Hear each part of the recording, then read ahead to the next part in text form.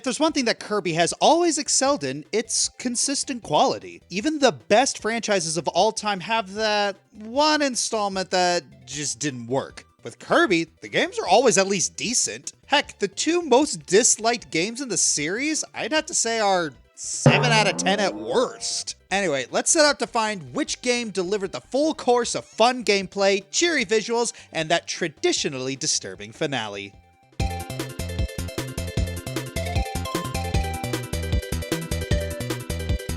Imagine, if you would, a game that takes all the characters from a big Nintendo franchise and places them in a scenario in which they have to race each other. Players would get the chance to race as their favorite characters, and the tracks they'd race on would be based on locations from said games.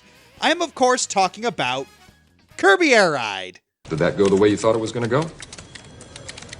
Nope. Yeah, believe it or not, Kirby got a racing game. It was actually slated to be one of the first games for the N64, but then went through several revisions and got quietly canceled before eventually making its way onto the GameCube. If you initially perceived this game as just a clone of Mario Kart, don't worry, so did everyone else. It didn't exactly get the best reception upon release, but honestly, it's not a bad game. It may be what you would expect when you think Kirby racing game, but what really works in its favor is its various modes. Air Ride is basically a free-for-all with a lot of the standard mechanics, but playing as Kirby does let you gain the abilities of your opponents, same as any Kirby game. Actually, kinda like Top Ride 2. A little simplistic, but you get your overhead view of your glider, gliding's disabled, and you even have the option to race yourself. Now, City Trial. This is what separates your Air Ride from your Mario Kart. Wander around on a large city, gather patches, and upgrade your machine with them, and everyone takes their tricked out ride into one final clash. It's made even more fun with events like dense fog, flying meteor, fake power-ups, item bounce, and what's in the box? If all that sounds familiar, it should. It was the framework for the Smash run on Smash Bros. 3DS. And I'm still trying to figure out why Sakurai hasn't added it back, the tool!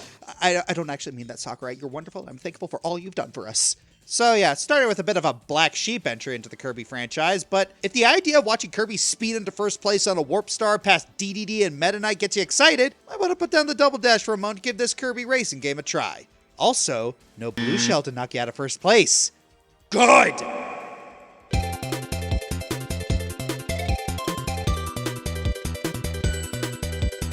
Kirby games mostly have the basic core, but each game sets itself apart from the others by some little innovation or gimmick. Even games you'd typically see as bargain bin shovelware still have the chance to turn out really good, if Air Ride is any indication. And to follow it up, we got Mass Attack. Released as the final Kirby game at the end of the DS's lifespan, Mass Attack was ready to go out with a bang! The whole game centers around controlling up to 10 Kirbys with the touchscreen as you run around huge 2D levels and take down enemies by swarming them to death. So basically, hey Pikmin, but good. Now, controlling 10 Kirbys may seem like a huge undertaking at first, and yeah, it is. This is one of the hardest games in the series, alongside Canvas Curse and Superstar Ultra. It's already intense enough to keep each Kirby alive through these long levels, but getting the full completion for each level can take a really long time. But through a solid gameplay loop, the adventure is worth it. Heck, even if you don't think the premise is good enough to carry a whole game, the extra content more than makes up for it. Mass Attack has a collection of some of the best, most elaborate minigames the series has ever had, from a gorgeous and hectic shoot-'em-up to an RPG campaign. Not mock-ups like the computer virus either, no. A real one that makes us wish it was a standalone game. The sheer quality of Mass Attack really makes digging through obscure titles in a popular franchise all the more worth it. Really makes us wish other series got this level of treatment.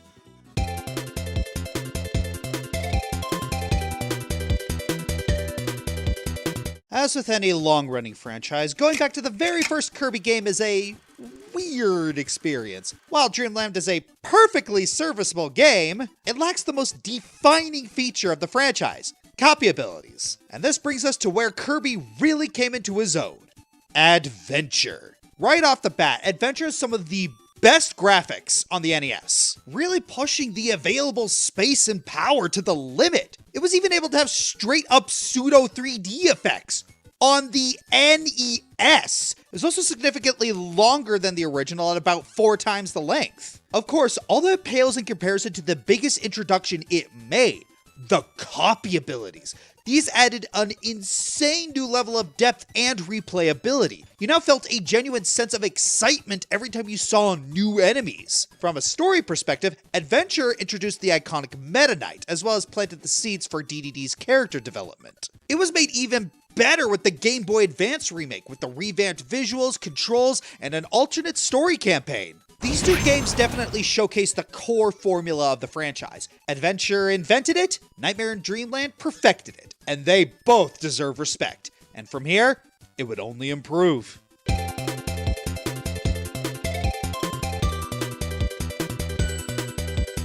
The DS really was the perfect platform for Kirby to start growing as a series. Kirby games are the perfect titles to pick up on the go when you have time to spare, and Kirby Squeak Squad came around right smack dab in the middle of this golden age. Also known as Kirby Mouse Attack in Europe, Squeak Squad begins in honestly the most Kirby way a game could ever begin. Kirby's about to sit down and enjoy a delicious strawberry shortcake, only for it to get swiped right before his starry eyes. Fast forward a few hours, and now you're on an epic quest across the world, and even to space, fighting a demon-possessed rat with only cake on your mind. Escalation doesn't even begin to describe how hilarious this game's tone is. This is the first and only game of the series to have the copy palette, where you can store abilities and items in your stomach. This adds a fair layer of strategy going through the levels. Apart from that, you'll even get to upgrade your abilities, to the point where the storage can be used to mix two together. I tell you, you're gonna love swinging around flashy elemental swords for most of the game. But of course, the game's main claim to fame is the titular Squeak Squad themselves. Rats, we're rats, we're the rats. I'm the giant rat that makes all of the rules. Let's see what kind of trouble we can get ourselves into. This band of themes is a squad of infamous treasure hunters who you tussle with across the game, fighting its members as mini-bosses for all kinds of optional goodies. And for rats, these guys are creatively designed. You got the muscle, the speed, the brains, and the charismatic Phantom Thief leading them all. Really, the defining thing about Squeak Squad is just how beginner-friendly this game really is. It's a pretty long romp through Dreamland with plenty to keep you playing, but with just enough content that you can understand what Kirby's all about. That plus the myriad of bonus content makes Squeak Squad all the more replayable.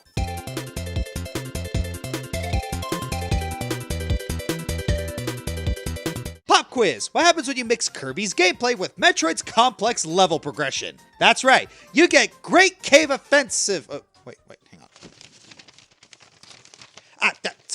Amazing Mirror! Usually, Kirby games tend to stick to its standard formula of linear platforming. Point A, point B, all that. However, with Amazing Mirror, they spice things up by turning it into a Metroidvania game. For those unfamiliar with the term, a Metroidvania title is one with a large, interconnected map. They require a lot of backtracking in some areas, but are guaranteed to satisfy those with a knack for exploration.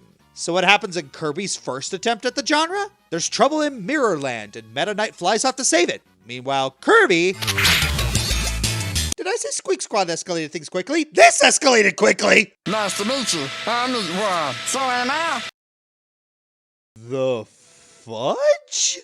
So, yeah, we got 4 Kirbys now. And they're out for blood! They follow the phony Meta Knight into the mirror world, only to find their portal home shattered into pieces. Their mission, find the pieces to save the real Meta Knight and all of Mirrorland. For the most part, the game plays like a regular Kirby game and does a pretty great job at it, too. The graphics and controls hold up nicely, and you get the smash ability. Let me smash. The Metroidvanian feature gives you the reign to explore this new world as you unlock one zone in the next. You do need to do a bit of backtracking more than once, which, if you don't have the patience for it, can get old pretty fast, but it's a Metroidvania, it kind of comes with the territory. And what are the 4 Kirby's gimmick? Our main boy can call them for backup with a cell phone. But be warned, the phone's battery loses power in real time, so you have to find some more on your journey. Yeesh, was this provider Apple?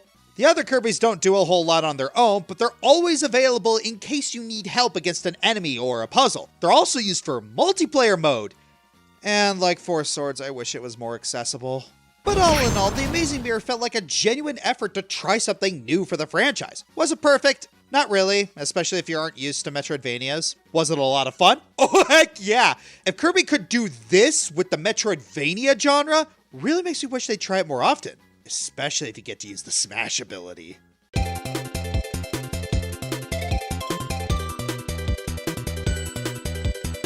Kirby came a little late to the N64 with the other heavy hitters already out, but he still got into the act with Kirby 64 The Crystal Shards. In his first 3D-ish title, Kirby is charged with finding the titular crystal shards to save a fairy planet from dark matter and... If I keep freaking out over every scary boss Kirby has, we never make it to the end of the month. Yeah, spoiler alert, Zero Two barely even scratches the surface. Now, when I said 3D-ish, I probably should have said 2.5D, because while it has 3D graphics, it plays like a 2D side-scroller. Nitpicky technicalities aside, it's a nice change of pace aesthetic-wise and kind of paved the way for Kirby to thrive in actual 3D eventually. Spoiler warning. Outside of the new graphics, Crystal Shards also feature some pretty fun minigames where you get to play God on a checkerboard, but undeniably the game's best feature, the combinations. Kirby gets 7 base copy abilities in this game: Burning, Stone, Ice, Needle, Bomb, Spark, and Cutter. But this time around, you get to mix and match the base abilities to unleash insane combinations. This gives you 28 powers altogether, and literally, anything can happen. You could turn into an exploding snowman, or a curling stone that can freeze anything in its path, or even a freaking volcano, or even a Disney lawsuit. The one catch is that you have to backtrack a lot with certain abilities you couldn't get in specific levels if you want to get some of the shards. Admittedly, some of the level design isn't engaging enough to make that fun, but that's hardly a bane. Compared to some of the bigger cheese in the series, Crystal Shards kinda gets overlooked. It's a shame since when you look past the little things, it's a ton of fun. The minigames are engaging in all those flippin' combinations. Those alone earned this game a place on the list. Plus, like I said, they paved the way for even better 3D titles down the line. It walked so others could run.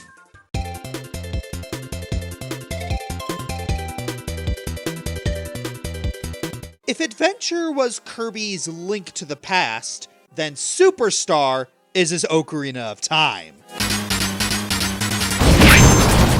Released at the tail end of the SNES's lifespan, similar to his predecessor, Superstar was promoted as Kirby's biggest title yet, with a massive 8 games in one. More importantly, it introduced a massive upgrade to the signature copy abilities. Were you wearing a top hat a minute ago? No. Huh, it's too bad. I was gonna ask to borrow it. I love top hats! And the most important thing, actually having different moves. This expanded them so much and further added to the excitement of discovering them. So why the frick did Nightmare Through Squeak Squad not include them? You're praising the games, Josh? You're praising the games?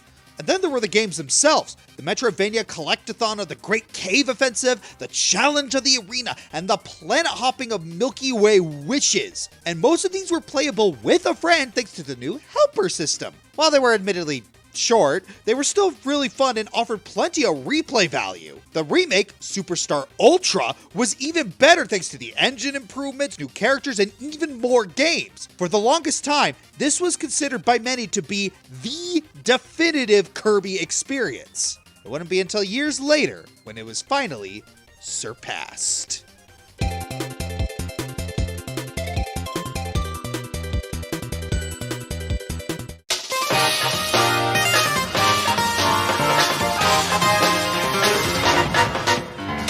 This game, holy cow. Imagine taking Kirby, a character people already associate with everything positive and badass, and slap frickin' sci-fi and mecha over it. Just from sheer concept alone, Planet Robobot has everything going for it to be a fantastic game, combining traditional 2D Kirby gameplay with levels designed after the new Robobot mechanic. Oh, Robobots ain't just a simple gimmick, mind you. It's a surprisingly fine-tuned ride armor that, just like Kirby, can use copy abilities. With up to 14 abilities to adapt, this gives the Robobot a ton of variety in what it can do.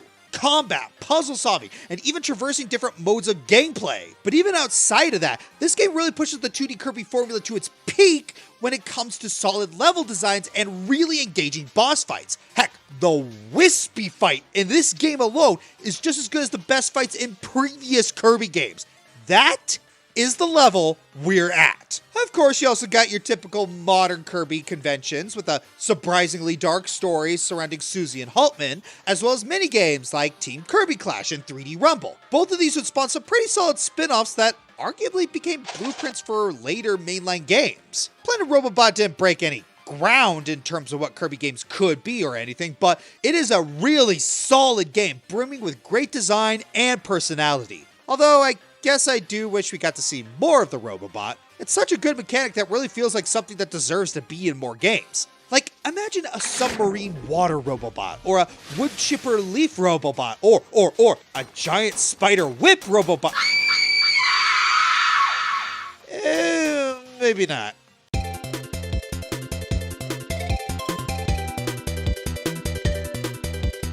Sometimes devs don't like trying new things because, well, it's a risk, especially in a long-running franchise. Why change for an audience that hasn't left you yet? But occasionally, you get brave types that take a chance and it pays off, like turning a turn-based RPG series into a more action-adventure type game, or from an action-adventure game to a turn-based JRPG. Jumping from 2D to 3D especially is tough. But fear not, hypothetical person I'm talking to, Bubsy 3D, Kirby is not. Forgotten Land was such a twist. A full 3D Kirby game in a postmodern setting. Also, whatever the heck mouthful mode was, still trying to cope with that. Either way, it looked awesome when we finally got it. It was so worth it. HAL Labs did an amazing job taking the copyability and the platforming of OG Kirby and turning it into a 3D platformer hack and slash. Yes, I said hack and slash.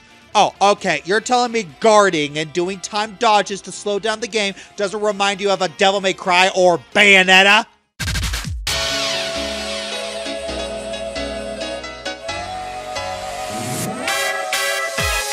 It's good that Kirby brought those from Smash because it makes the combat so satisfying. Oh, speaking of copy abilities, each one was rebalanced and given new tricks to make them more unique. Yes, there aren't as many, but with the new upgrade system and ability tiers, you get some crazy stuff. Heck, even Sleep got an upgrade. Sleep!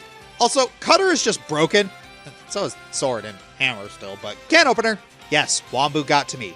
And he will get to you too. Of course, the combat is one side of it because, yeah, these stage designs are some of the best in the series. While they fit the Planet of the Apes post-human world archetype that you see a lot, it doesn't stop them from being downright fun and unique. Mouthful mode was also a fun addition, giving us more ways to interact with the environment, similar to Mario Odyssey, in a way. Come on, Kirby. That alone was worth it. And don't worry, the insane dark Kirby lore that you come to expect is still around. It might not be as franchise-breaking as Star Allies, but it will scratch that lore itch so much, you got blisters on your fingers! Honestly, my only major nitpick is that even though you have limited jumping, your dodging's not limited for some reason. Sometimes it can make the boss fights a tad easy. Other than that, you got the best Kirby game released in...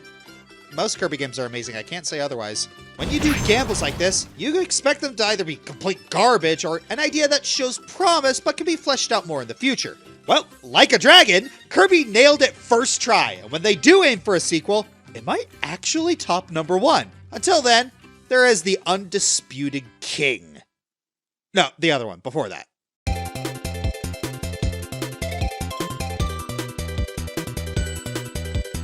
Dream Course. How do you make Kirby toxic?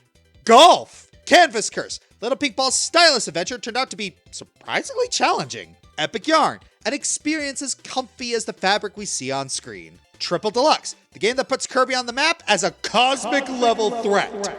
Star Allies. From a serviceable installment to a massive love letter for the series. Dream Buffet. Nom, nom, nom, nom, nom. Yeah, that's pretty much the game. Chunky.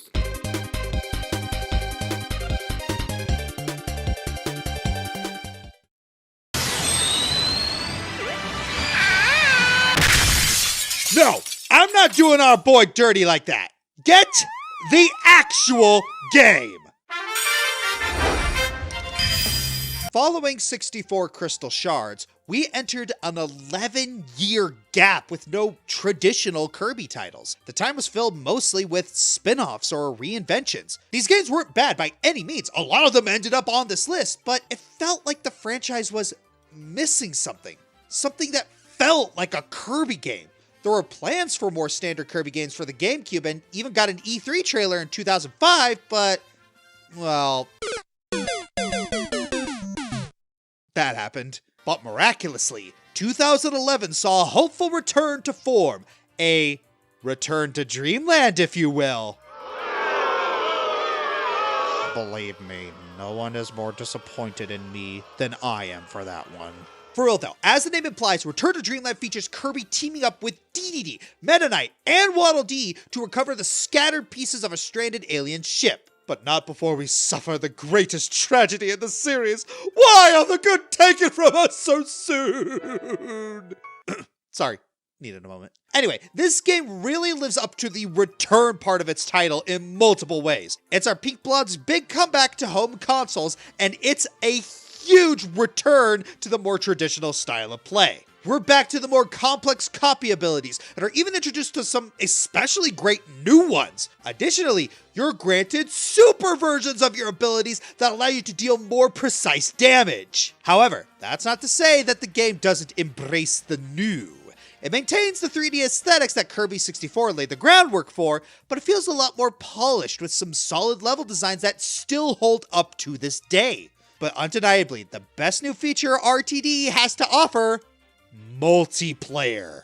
That's right, for the first time in a mainstream Kirby game, we get 4-player co-op mode. Now your buddies or family can join in on the fun by playing as King DDD, Meta Knight, and Bandana Waddle Dee. Or just a color swap Kirby. Hey, at least the option's there.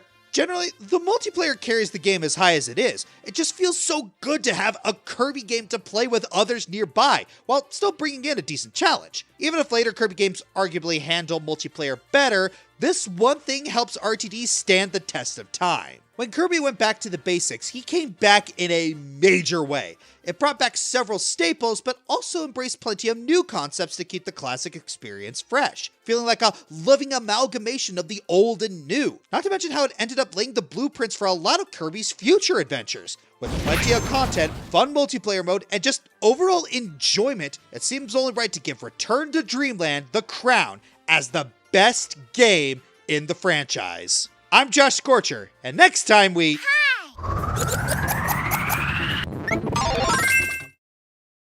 Little on the nose, don't you think?